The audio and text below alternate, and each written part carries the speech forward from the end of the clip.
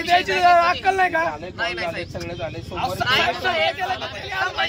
दुसऱ्या विषयाला रत्नागिरी येऊ शकला नाही. कालच कॉल झाला, काल म्हणजे आजच बोलावलं होतं त्यांना. आजचं परत सोमवारवर गेले. काय साहेब तुम्ही करायचं सगळं सोमवारी साहेब